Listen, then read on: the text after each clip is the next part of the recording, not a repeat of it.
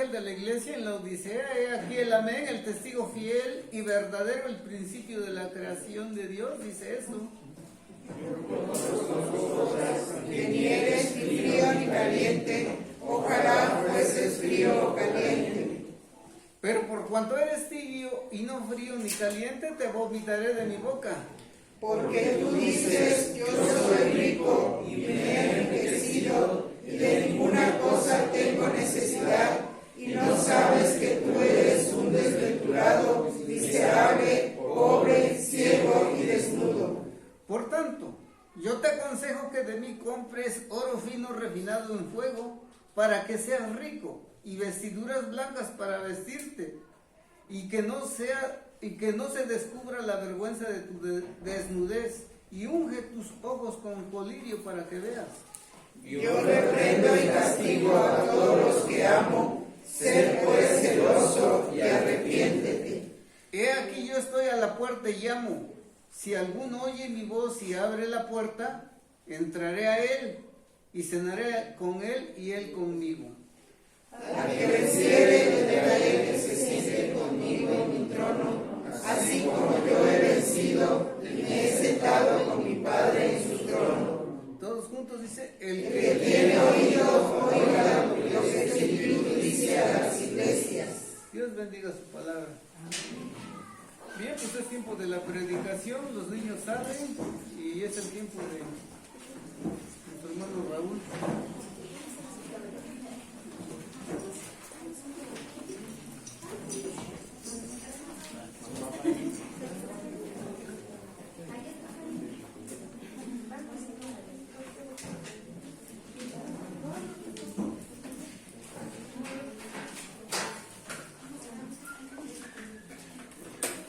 Buenos días, hermanos, Dios les bendiga. Pues sean cada uno de ustedes bienvenidos a este lugar y pues esta mañana queremos comenzar con la enseñanza bíblica y por favor acompáñenme ahí a la lectura que hacíamos en Apocalipsis capítulo 3, el mensaje a la Odisea, ¿sí? El mensaje a la Odisea. Bueno, antes de continuar vamos a orar, hermanos. Padre Celestial, gracias te damos, Dios, en esta mañana, una vez más. Te pedimos, Padre, que hables al corazón de cada uno de nosotros, Señor.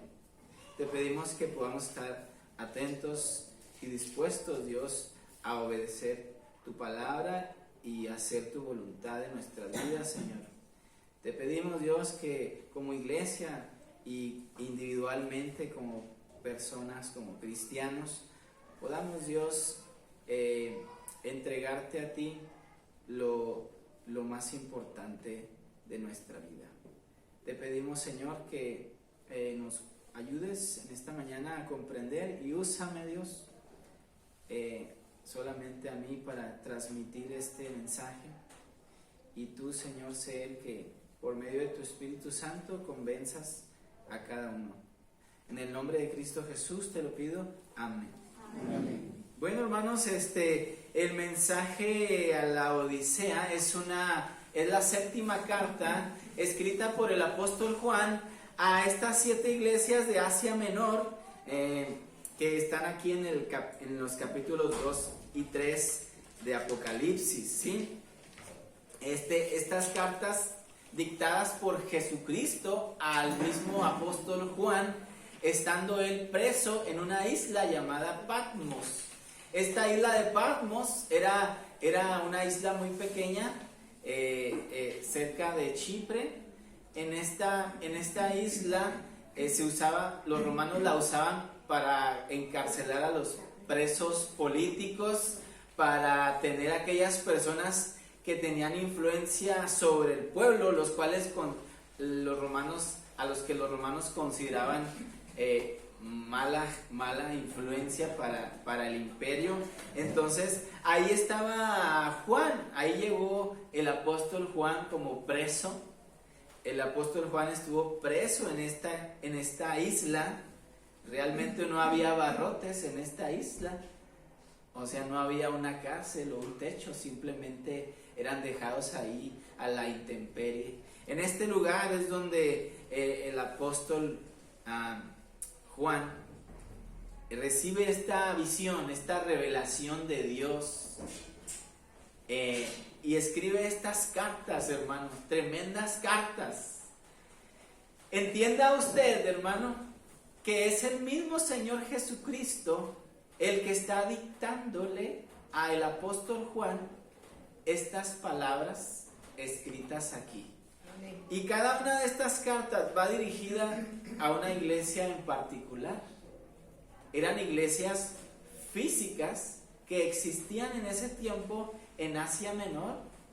Estas 7 iglesias, empezando por Éfeso, luego Esmirna, Pérgamo, Tiatira, Sardis, Filadelfia y Laodicea. Estas eran las 7 iglesias a las que Cristo escribió ahí en Asia Menor, ¿verdad? Por el apóstol Juan. El apóstol Juan las registró y quedaron ahí, ¿verdad? Pues escritas, ¿no? Las tenemos hasta ahorita. Y entonces, hermanos, esta visión, ¿verdad? Esta visión, esta revelación que el apóstol Juan recibe y queda registrada, me gustaría leérselas de nuevo, ahí en Apocalipsis 3:14. Dice así el último mensaje a la última iglesia, Laodicea.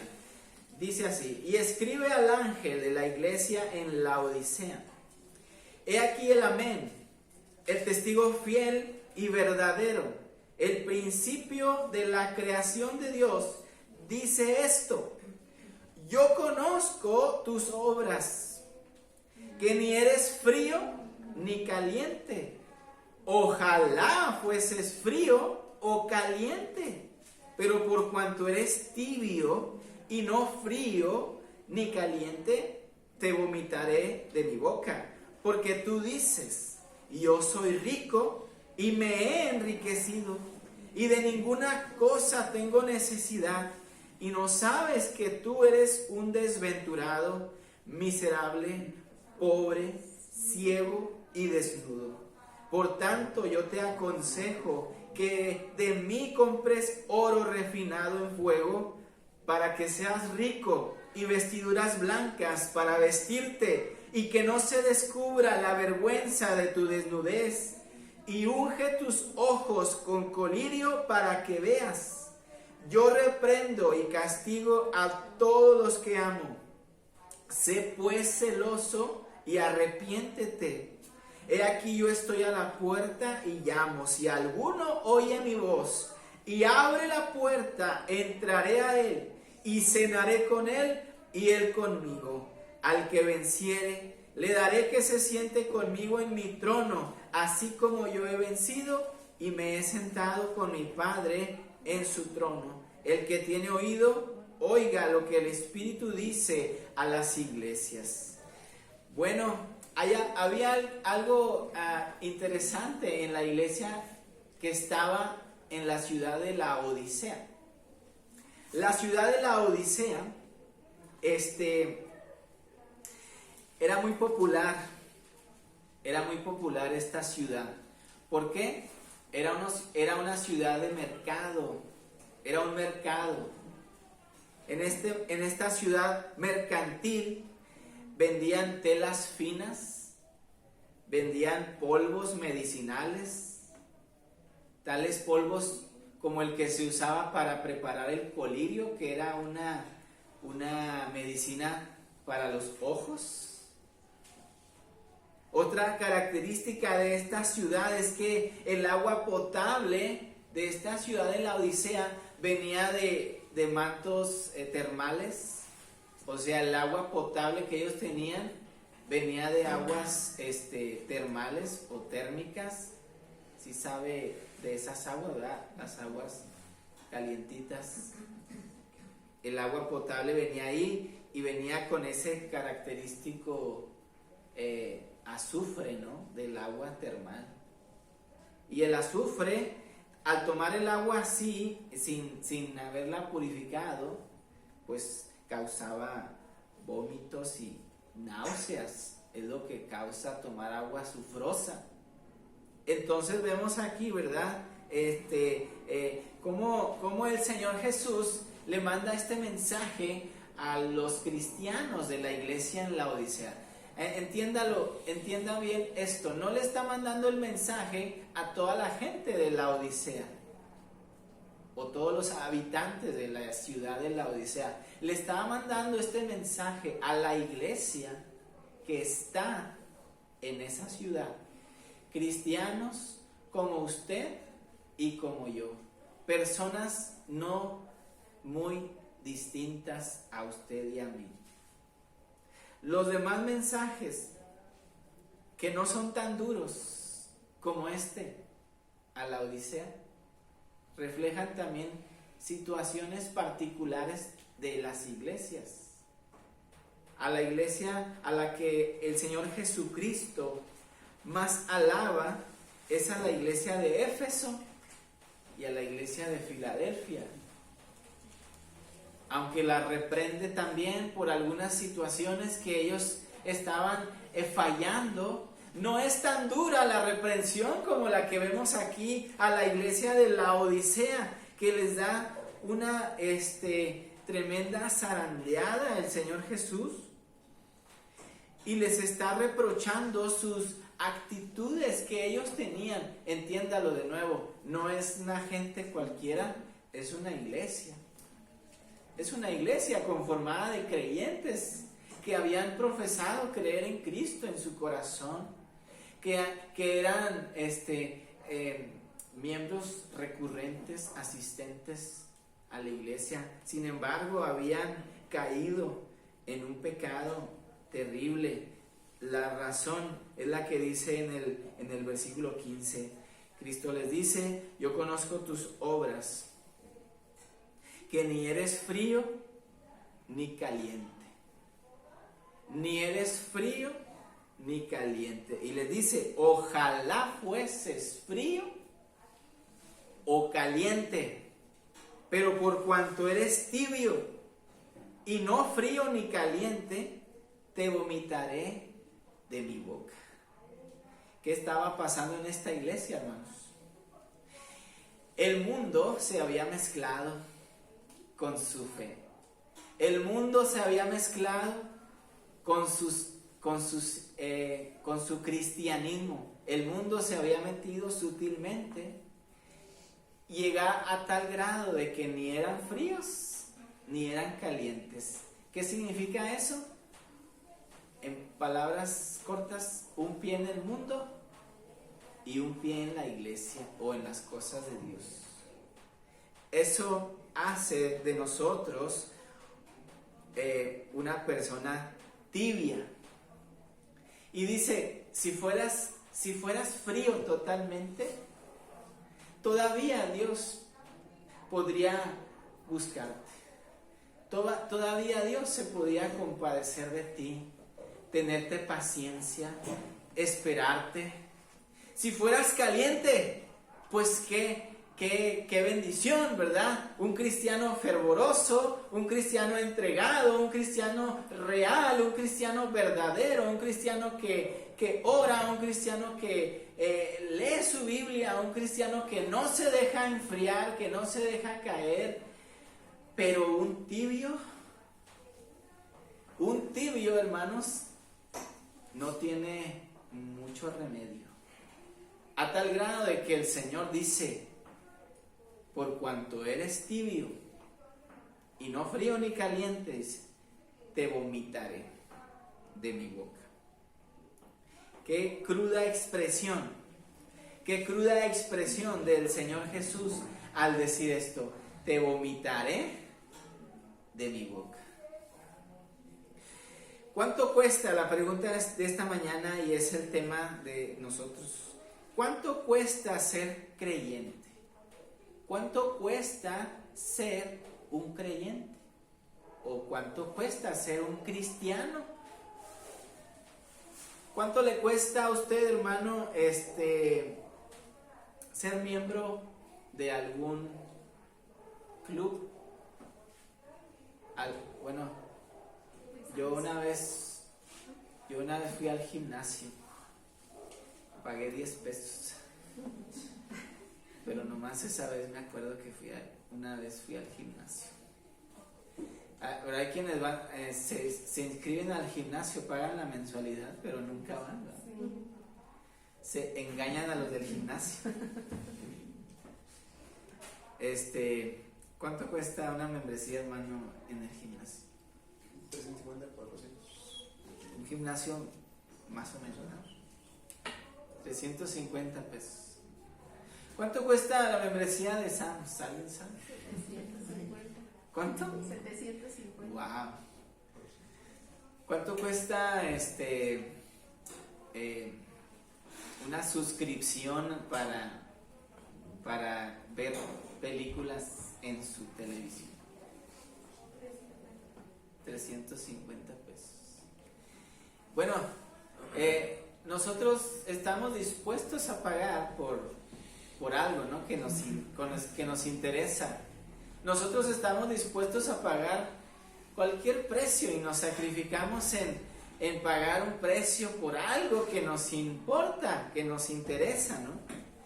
No digo que ir al gimnasio o que tener una suscripción en algún lugar sea algo malo. Estoy comparándolo y poniéndolo de ejemplo para decir que nosotros estamos dispuestos a pagar un precio por algo que queremos. Pero cuando nosotros queremos ser cristianos, hay un precio. Hay un precio. No es dinero. No es una lista de requisitos para poder ser cristianos. Nosotros sabemos que ser cristiano es muy fácil, ¿sí? Llegar a ser cristiano es muy fácil, es gratis. Es gratis, ¿escuchó eso? Gratis. Porque lo único que el Señor Jesús nos pide es creer, confesar, arrepentimiento y recibir a Cristo. Esas 4 cosas, que ninguna de esas es un sacrificio en la carne, solamente es acto de fe. El arrepentimiento es, digamos que es lo más difícil, ¿no? Llegar a entender que somos pecadores, que somos culpables, que nosotros vamos al infierno por nuestros pecados, y reconocer eso y arrepentirse de todo corazón. Digamos que de esas 4 cosas es lo más complicado, pero se puede y es gratis. La salvación que tenemos es gratis, pero ¿cuánto cuesta ser un creyente? ¿Cuánto cuesta ser un cristiano? Leía una frase en internet, esas frases que uno encuentra en internet respecto al matrimonio. Decía, casarse es fácil, ¿verdad? Mantener el matrimonio hasta el fin, eso es lo difícil, ¿sí? Casarse es muy fácil, es agradable, pero mantener un matrimonio es algo difícil. Ser cristiano es gratis, es fácil, pero ¿cuánto cuesta, sí, vivir como cristiano? Creo que el cristianismo más fácil de la historia fue el cristianismo de aquel ladrón en la cruz, ¿se acuerdan? Aquel ladrón en la cruz fue salvo en aquel momento en que él creyó en Cristo y le dijo el Señor, hoy estarás conmigo en el paraíso. Quizá después de que el Señor Jesús le dijo esas palabras, aquel cristiano, nuevo cristiano, ladrón, ex ladrón, ¿verdad? Pues vivió unas 2-3 horas más y murió. Ese es el cristianismo, digamos, más corto y más fácil. Pero ¿sabe qué, hermanos? Nosotros no hemos muerto. Nosotros aún estamos aquí, aún vivimos. Y la pregunta es, ¿cuánto cuesta ser un creyente? ¿Cuánto cuesta ser un creyente, un verdadero creyente? Yo no creo que haya cristianos a medias. Yo no creo que haya cristianos de un poco de tiempo. ¿Por qué lo creo? ¿Por qué no creo que haya un cristiano a medias o mediocre? Por lo que dice aquí, lo que acabamos de leer, dice, ojalá fueses frío o caliente. Ojalá fueres frío o caliente. Porque si no fuéramos ni fríos ni calientes, ¿cuál es la consecuencia? Cristo dice, te vomitaré de mi boca. Te vomitaré de mi boca. Usted interprete qué será ser vomitado en una forma simbólica, ¿sí? Recuerde que la Biblia usa simbolismos, pero en una forma simbólica, ¿qué significará ser vomitado de la boca de Dios? Para mí es excluido de su presencia. Excluido. Entonces, vemos la gravedad de jugar con Dios o de querer jugar al cristiano, ¿sí? No debemos de pensar que el cristianismo es algo cualquiera, es algo que cualquiera puede ser, realmente es gratis y cualquiera puede ser salvo, pero no cualquiera está dispuesto a pagar el precio de ser un cristiano. ¿Cuál es el precio de ser un creyente? Número 1, vamos a Mateo 16, por favor. Busquen su Biblia. Si alguien lo tiene y lo quiere leer en voz alta, Mateo 16, versículo 24. Mateo 16, 24 al 26. Entonces Jesús dijo a sus discípulos, si alguno quiere venir en pos de mí, niéguese a sí mismo y tome su cruz y sígame. Porque todo el que quiera salvar su vida, la perderá, y todo el que pierda su vida por causa de mí, la hallará. ¿Por qué? ¿Qué aprovechará el hombre si ganare todo el mundo y perdiere su alma? ¿O qué recompensa dará el hombre por su alma? Gracias, hermano. Entonces, dice este pasaje, ¿no? Interesante. ¿Cuánto cuesta ser un creyente? Número 1, hay que renunciar. Hay que renunciar a una vida egocéntrica. Hay que renunciar, hermanos, a una vida egocéntrica. ¿Qué es una vida egocéntrica? ¿Qué es una vida egocéntrica? ¿Qué se le viene a la mente cuando oye egocentrista o egocéntrico? ¿Qué significa, hermanos? Con lujos. ¿Cómo? Con lujos. Vivir con lujos. No. Lo más importante es uno. Sí.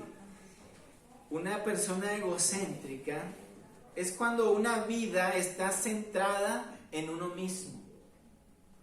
Cuando una vida está centrada en uno mismo. Una vida donde mi propia persona es la prioridad sobre todos y sobre cualquier meta. Entonces, donde el centro es el ego, el yo. Eso es una persona egocéntrica, ¿sí? Entonces, ¿cuál es el precio de ser creyente? Hay que despojarnos de esta forma de pensar, donde el centro del universo soy yo, uno mismo, ¿sí? Cristo le dijo estas palabras, ¿verdad? Dijo a uno de sus discípulos, si alguno quiere venir en pos de mí, niéguese a sí mismo y tome su cruz y sígame, ¿sí? Si uno quiere venir, dice, en pos de mí, tiene que, para empezar, negarse a sí mismo. ¿Qué implica eso? ¿Qué implica eso, hermano? A veces hay que dejar a un lado algunas cosas. Hay que dejar a un lado la pereza, hay que dejar a un lado la vanidad, hay que dejar a un lado la apatía, hay que dejar a un lado a veces los negocios por seguir a Jesús. Porque todo el que quiera, dice, salvar su vida la perderá, y todo el que pierda su vida por causa de mí la hallará. Porque ¿qué aprovechará al hombre si ganare todo el mundo y perdiere su alma? ¿Qué le aprovechará al hombre, hermanos, si diere toda su fuerza, si diere todo su tiempo, si diere todo su esfuerzo, sus lágrimas, su juventud, su vigor por una meta que no le va a llevar a Cristo, que no le va a llevar a Dios?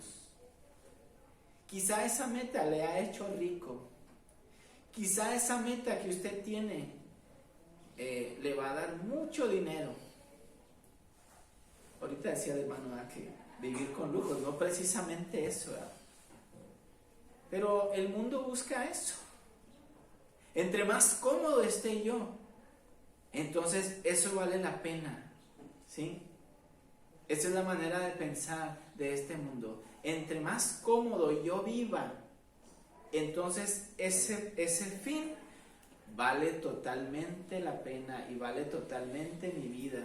En los términos de Dios, hermanos, eso es un grave error, un grave error. Pues Cristo está diciendo aquí, ¿verdad? ¿Qué aprovechará al hombre si ganare todo el mundo, pero perdiere su alma? ¿De qué le aprovechará? De nada, absolutamente de nada. ¿O qué recompensa dará el hombre por su alma? Si el hombre más rico del mundo muere y llega a la presencia de Dios al juicio y le dice, mira, Señor, allá en la tierra tengo una cuenta bancaria ilimitada, ¿de qué le aprovechará? ¿De qué le aprovechará delante del juez del universo, que es el dueño del oro, de la plata y de las riquezas y de todo el poder? ¿De qué le va a aprovechar esa riqueza humana? Es una miseria a comparación de lo que Dios tiene. Dios no necesita eso. Dios no quiere eso. Y no podemos nosotros dar una recompensa por nuestra alma. No podemos. Entonces, quiero que me acompañen a otro pasaje ahí en Mateo capítulo 8. Mateo capítulo 8, versículos 21 y 22. Dice, otro de sus discípulos le dijo, Señor, permíteme que vaya primero y entierre a mi padre. Jesús le dijo, sígueme, deja que los muertos entierren a sus muertos. De nuevo lo leo. Otro de sus discípulos le dijo, Señor, permíteme que vaya primero y entierre a mi padre. Jesús le dijo, sígueme, deja que los muertos entierren a sus muertos. Este hombre quería enterrar primero a su padre. Y la respuesta del Señor Jesús, si no entendemos esto, nos suena un poco insensible, ¿no? Incomprensible. Y si pensamos que el papá de este hombre acababa de morir y el Señor en ese momento lo está llamando a seguirle, y él le dice, Señor, déjame que vaya a entierrar a mi padre. Y el Señor le responde, sígueme, deja que los muertos entierren a sus muertos. Si pensamos en esta situación de que aquel padre acababa de morir, entonces sí, las palabras del Señor parecen suenan un poco incomprensibles e insensibles. Es como pensar esto así. Alguien acaba de fallecer y yo le digo, venga a la iglesia, voy a enterrar a mi familiar. No importa, usted venga a la iglesia, pues usted se enojaría. Pero es muy poco probable que el papá de este hombre acababa de fallecer. Muy poco probable que esto hubiera pasado, fuera así. Más bien era la excusa perfecta de este discípulo. Y escucharon que era un discípulo. Era un discípulo. Dice, otro de sus discípulos le dijo, Señor, permíteme que vaya primero y entierre a mi padre. Era muy poco probable que el papá de este discípulo hubiera acababa de morir. Más bien era la excusa de él para no seguirle. Era un sentimentalismo. Parece bonito, ¿verdad? Se oye bonito. Mire, primero voy a encargarme de que mi padre ya haya vivido, a cuidarlo, y sepultarlo como debe de ser, como hijo que soy. Suena muy bonito, pero esto es mero sentimentalismo. Y usar el sentimentalismo, hermanos, como excusa. Como excusa. Es algo que no es realmente una excusa. Qué excusa tan buena, ¿verdad? Parece que aquellos que su familia los visita precisamente el domingo, usted diga, pastor, no voy a ir porque me habló mi familiar, va a venir a visitarme y pues casi no los veo. Hace un año que no los veo, pues que sea 1 año y 3 horas. Si se aguantó 1 año, se puede aguantar 3 horas. Y es más, los hubiera traído a la iglesia en vez de no venir. Esa no es una buena excusa. Parece ser una buena excusa, pero es mero sentimentalismo, ¿sí? Entonces, tomar como excusa el sentimentalismo, hermanos, es muy poco maduro de nuestra parte. ¿Cuánto cuesta ser creyente? ¿Cuánto cuesta ser creyente? Ya vimos, número 1, hay que despojarnos de una vida egocéntrica. Hay que despojarnos de una vida egocéntrica donde el centro soy yo, mis sentimientos, mis asuntos, mis prioridades. Eso cuesta, ¿no? Para nosotros que somos carne y hueso, cuesta despojarnos de nuestro yo, de nuestro hombre egocéntrico. ¿Está dispuesto a pagar ese precio para ser un creyente? ¿Está usted dispuesto, hermanos, a despojarse de ese hombre egocéntrico?